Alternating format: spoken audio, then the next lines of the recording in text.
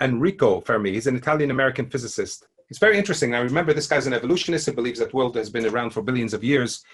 And he thought of this. He thought that with the understanding that the whole stars in our galaxy had evolved millions or billions of years ago before us, there would be other intelligent life before us. So obviously, these intelligent life forms would send exhibitions to colonize other planets. Why not? You know, you've been around for millions of years and we have technology.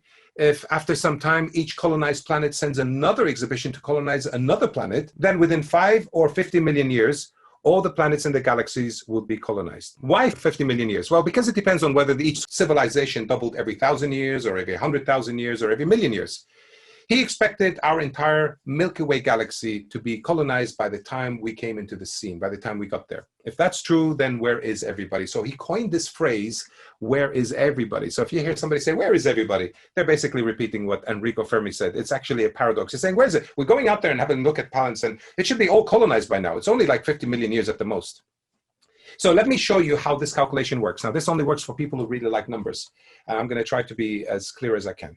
So this column here is showing the number of years, either in thousands or millions. Who cares? I'll tell you what, I'm going to work with millions because that really helps the evolutionists to give them more time. I don't think he really cared whether it's thousands of millions. So the number next to the number 1, 2, 3, 4, 5 on the column is the number of civilizations you expect by the time that number of years have gone through, or that many millions of years. So after 10 million years, we have 1,000 civilizations. After 20 million years, we would expect to have 1 million civilizations.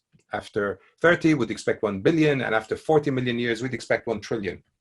Now, you need to know that 1 trillion is up to 10 times more than the stars we have in our own galaxy. So within less than 40 million years, or 40,000, depending on how you want to see it, our entire Milky Way galaxy would be colonized. After 80 million years, we have more than a septillion civilization. That's more than the total number of stars we have in the universe, right? That's a number they've calculated. So even within less than 80,000 or 80 million years, our entire universe would be colonized. Now, in case you're interested, I used this number, 1 octillion planets earlier when I was being generous and giving the evolutionists 1,000 more planets than there are stars in the universe.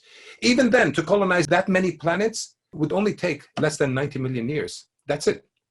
So whether 80 or 90 million years, these numbers are actually a drop in the sea when we compare them to the 13.8 billion years they give for the age of the universe, especially when they claim life only started 3.5 billion years ago here on Earth. So based on their own scale, life could have easily started 100 million years earlier somewhere else. That's if these planets were suitable. I get that. But let's just pretend they're all suitable. That's the point I'm making. That's what the paradox is all about. Let's pretend it's all suitable.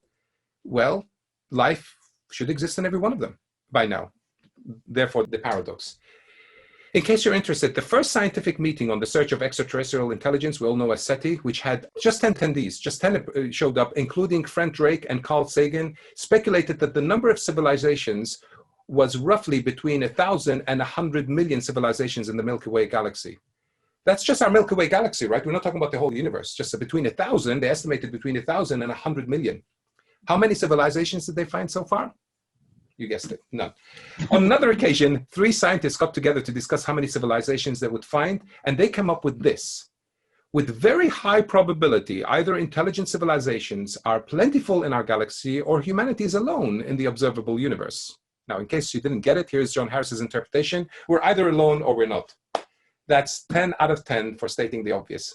And since 1950, no one has ever thought to go back to it and check out these things. And to be honest with you, we have a lot of paradoxes and a lot of dilemmas in evolution and evolution worldviews that we as Christians ignore. And it's probably a good time to start bringing those out and highlight to people, well, it just doesn't work.